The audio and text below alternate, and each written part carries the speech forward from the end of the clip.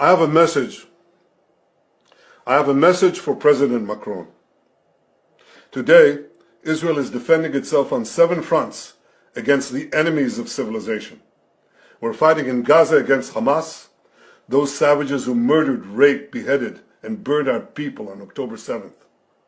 We're fighting in Lebanon against Hezbollah, the most heavily armed terror organization in the world, which was planning an even greater massacre than October 7th on our northern border, and that has rocketed Israeli towns and cities for nearly a year.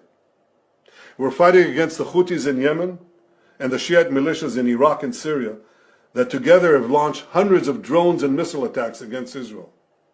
We're fighting against terrorists in Judea and Samaria who are trying to murder civilians in the heart of our cities. And we're fighting against Iran, which last week fired over 200 ballistic missiles directly at Israel, and which stands behind the 7-front war against Israel. As Israel fights the forces of barbarism led by Iran, all civilized countries should be standing firmly by Israel's side. Yet President Macron and some other Western leaders are now calling for an arms embargo against Israel. Shame on them. Is Iran imposing an arms embargo on Hezbollah, on the Houthis, on Hamas, and on its other proxies?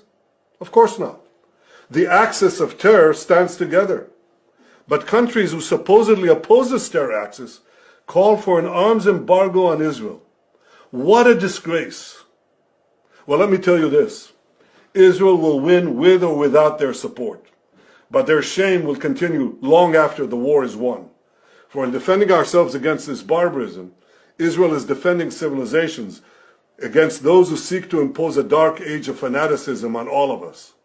Rest assured, Israel will fight until the battle is won, for our sake and for the sake of the peace and security of the entire world.